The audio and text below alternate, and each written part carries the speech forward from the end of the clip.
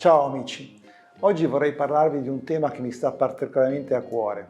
Sono più di 20 anni che opero nel settore del self-storage e come ridurre il rischio di investimento del self-storage è un tema per me molto importante. Innanzitutto bisogna dire che per ridurre i rischi di investimento nel settore del self-storage è importante prendere in considerazione diversi fattori e attuare una strategia ben ponderata. Secondo il mio punto di vista, alcune delle misure che possono essere considerate sono queste. Innanzitutto, nel momento in cui si decide di operare in una certa città, è importante attuare una ricerca di mercato approfondita. Direi senz'altro di valutare da subito la concorrenza esistente, comprendere magari le tendenze del settore, valutare un po' il contesto urbanistico, urbano e demografico in cui ci si va a inserire. Ciò porta al secondo aspetto fondamentale per ridurre i rischi dell'attività di self-storage, che è la scelta dell'immobile. Ecco, qui si pone un duplice problema perché molte volte ho visto avviare l'attività di self-storage perché si ha un immobile esistente e quindi si cerca di costruire il futuro economico della propria impresa intorno a un immobile esistente. Certamente, avere un immobile può essere un vantaggio, ma talvolta può essere un grande limite. Per cui valutare attentamente se l'immobile che si possiede, che si vuole utilizzare, sia adeguato dal punto di vista della potenziale domanda, io ritengo sia un passo molto delicato, fino al punto di scegliere di dismettere magari questo immobile per fare una scelta più oculata. Un altro aspetto, direi il terzo, fondamentale per ridurre i rischi nello sviluppo di un'attività di self-storage dal punto di vista imprenditoriale è equipaggiare l'impianto in modo adeguato. Ecco, io dico sempre che la scelta delle tecnologie, delle strutture, dei componenti che utilizziamo per realizzare le strutture e gli impianti del nostro self-storage sono fondamentali per il successo futuro.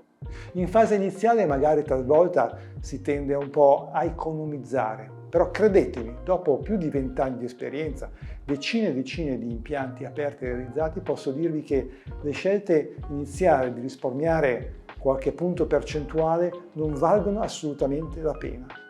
È necessario, a mio avviso, sin dall'inizio fare degli investimenti adeguati in termini di qualità e di possibilità di sviluppo futuro perché si è dotati della giusta assistenza tecnica. Un punto molto fondamentale, il quarto punto della mia lista, è la sicurezza. Oggi come oggi, vi assicuro, in tutta Europa non dobbiamo sottovalutare i rischi della sicurezza per i nostri clienti, per le merci dei nostri clienti e per i nostri impianti. Per cui invito tutti, e noi lo facciamo come azienda da tanto tempo, a investire in sicurezza. Una sicurezza di qualità, una sicurezza di medio e di lungo termine. Il quinto punto della mia lista entra un po' più nella dinamica economica finanziaria della gestione di un'impresa di self-storage. E qui invito tutti, noi lo facciamo regolarmente per qualsiasi nostra iniziativa, a fare sempre un'accurata valutazione economica finanziaria dei flussi dell'impianto. Non è una tecnica o una tecnologia molto complessa. Anche chi magari non è dotato di un proprio sistema contabile può con il suo professionista di fiducia analizzare i flussi attesi e fare delle previsioni sul futuro e sulla capacità di rendere finanziariamente interessante e non rischioso l'investimento. Sesto punto della mia lista è la gestione professionale. Guardate, non stiamo parlando di fare la gestione del Grand Hotel, di qualcosa di estremamente complesso. Stiamo parlando di essere molto accurati, molto precisi, molto puntuali, di avere dei processi, dei procedimenti, di sapere sempre come reagire di fronte a una situazione inaspettata, ma anche di fronte a qualcosa che quotidianamente può accadere nella gestione e nella relazione con il nostro cliente. Da questo punto di vista io credo che noi abbiamo un sistema associativo italiano che può aiutare moltissimo, perché facciamo molte masterclass, facciamo degli eventi in cui si impara anche a gestire in modo molto professionale le nostre aziende.